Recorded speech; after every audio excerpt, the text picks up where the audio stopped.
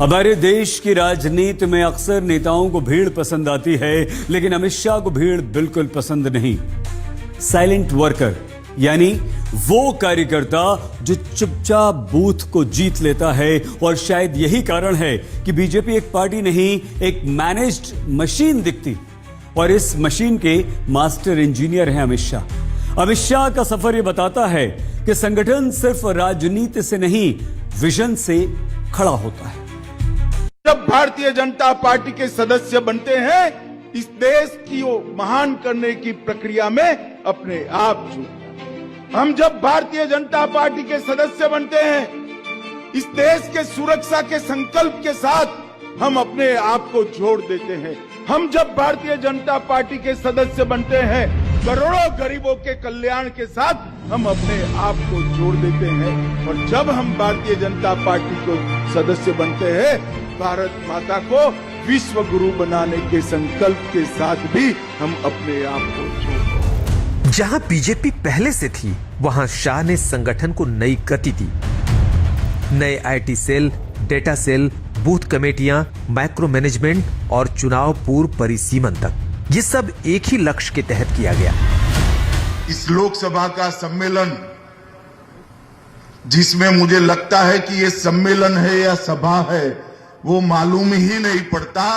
इतनी विशाल संख्या में आए हुए भारतीय जनता पार्टी के मालिक, ऐसे मेरे पन्ना प्रमुख भाई और बहनों को मेरा प्रणाम। केरल की जनता को अपील करने आया हूं, एक कार्यकर्ता सम्मेलन के माध्यम से, कि एक मौका नरेंद्र मोदी जी के नेतृत्व में एनडीए को दे दीजिए, बीजेपी को दे दीजिए। अमित शाह ने अध्यक्ष रहते संगठन का 3 स्तरीय मॉडल बनाया। बूथ समिति, पन्ना प्रमुख, मंडल समिति। इन तीनों को सक्रिय और हमेशा काम के लिए तैयार रहने का मॉडल शाह ने बताया। अमित शाह ने कार्यकर्ताओं को मतदाता तक पहुंचने का सैनिक बताया। अमित शाह साफ कहते हैं कि चुनाव सिर्फ चुनाव के समय नहीं लड़े जाते, चुनाव हर दिन लड़े जाते हैं।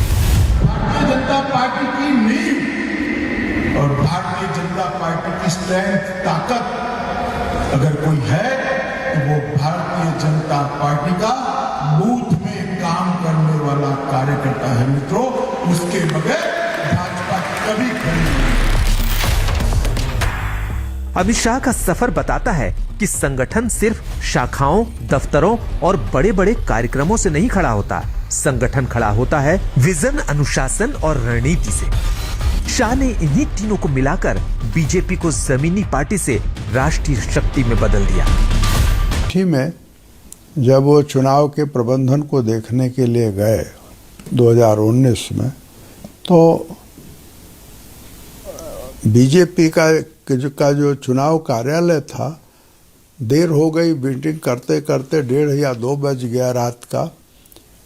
तो सब लोग ये सोच रहे थे कि अब वहाँ से उठेंगे, कहीं शहर में जाएंगे, ठहरेंगे। रात को वहीं सो गए और सब लोग भी वहीं सोए।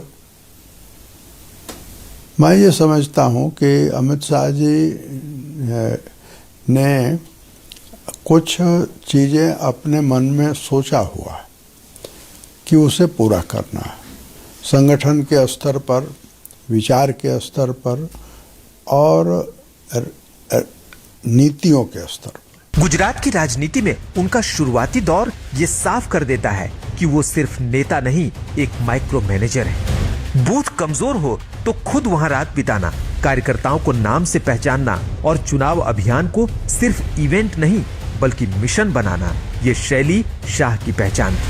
भारतीय जनता पार्टी की सबसे बड़ी ताकत नेता नहीं होते हैं। भारतीय जनता पार्टी की सबसे बड़ी ताकत मेरा बूथ का मालिक, मेरा बूथ का अध्यक्ष होता है। शाह का मॉडल है बूथ जीतो, चुनाव जीतो। ये सिर्फ नारा नहीं है, ये एक वैज्ञानिक फॉर्मूला है। शाह ने हर विधानसभा, हर वार्ड, हर बूथ को युद्ध के मोर्चे की तरह तैयार किया। बीजेपी की बैठकों में उनका एक ही मंत्र होता है, कितनी भी बड़ी सभा कर लो, जीत बूथ से ही मिलती है। यही सोच उन्हें लाखों कार्यकर्ताओं के बीच भरोसे का केंद्र बनाती है। हर विधानसभा तक जो केंद्र सरकार की योजनाएं हैं, राज्य सरकार की योजनाएं हैं, उसको लेकर वाहन पहुंचने वाले हैं। आने वाले दिनों में हम सब उत्साहित हैं, चाव से भरे हुए हैं। आज बीजेपी के संगठन को देखकर जो अनुशासन, जो गति और जो ताकत महसूस होती है, उसकी जड़ में शाह का वो मॉडल है जिसमें कार्यकर्ता सबसे ऊपर है, ना कि नेता। पार्टी बहुत बड़ी होती है, 11 करोड़ सदस्य है और कई ऐसे लोग हैं जिन्होंने कुछ नहीं मांगा जीवन में और हमसे भी लंबे समय से काम कर रहे हैं। पिछले एक दशक में जीता कोई भी, दिखा कोई भी, लेकिन एक बात जो सनातन सत्य की तरह स्थापित हो चुकी है कि उत्तर से दक्षिण तक, पूरब से पश्चिम तक जीत चाहे जहां हुई हो, विजय के सूत्रधार सिर्फ अमित शाह थे। उनके श्रेय में किसी की हिस्सेदारी नहीं।